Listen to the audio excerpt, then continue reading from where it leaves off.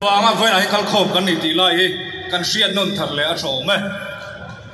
tin Kovel history kan thirin ram kalphum thalo le khalngil tu berchu zirlai in pungkhom te kan ni ti hi kan hriat non fo tho me tin kan ram kalphum thalo lai siam chatura khalngil tura voina lo kalkhom te ni sa ni emo ruwa sura ni emo ram le nam tan kan tur dai ve tur ni ti lai kha kan dil ruwa om se tin kan GS report kan ngai khak ma in kan au ruwa langa au ruwa dan tur kan soinge indu sakna u chu kan la ka ti huna kan du lo kan tiang o Indu sakna uchuak nala Indu sakna uchuak nala Du sak tu nei ve lo tan kan ding sel don kan tiang Du sak tu nei ve lo te tan kan ding sel don kan tiang o Du sak tu nei ve lo te tan kan ding sel don voi khat le Du sak tu nei ve lo te tan kan ding sel don ole tu na chuanin voina kan kalkhom chan te chiang sok le chip chir sok a report pe turin MZP general headquarters kan GS kan some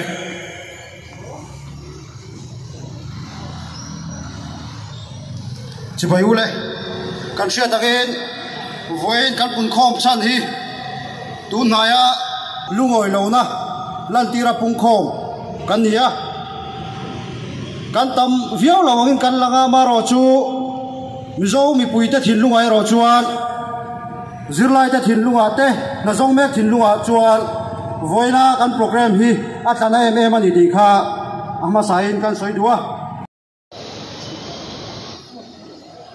pucharmen kalome voin hi zo thalai ten USA asang hi pakata chia ta thleng ang deuh kha kan ma chona posom pakata Post pakwa chung khat lai na du sakani wangin night 11 kan ma chon ve me kan ni dura hian kan resolution te pathum kan neya ka chiar chuka tha kan ti chuan tha kan ti em tianga tha kan ti doni o apakhat na Mizoram Legislative Assembly Secretariat ngalakhi cancel ni rose tha kan ti em remti dirole kan ti ve do la mi kan nai boka dro apani na Mizoram Legislative Assembly Secretariat recruitment rules thar noya nalak that ni rose tha kan ti em pathum na Mizoram Legislative Assembly Secretariat nalak hi cancel ani ma chuan malak na hi chunzom zel ani ang tha kan ti em alom ame tikhan voina kan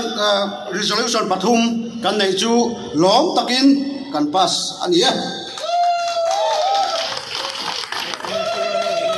lome MZP general secretary kan resolution ka thakop moya ka kan pass ka nga kan lung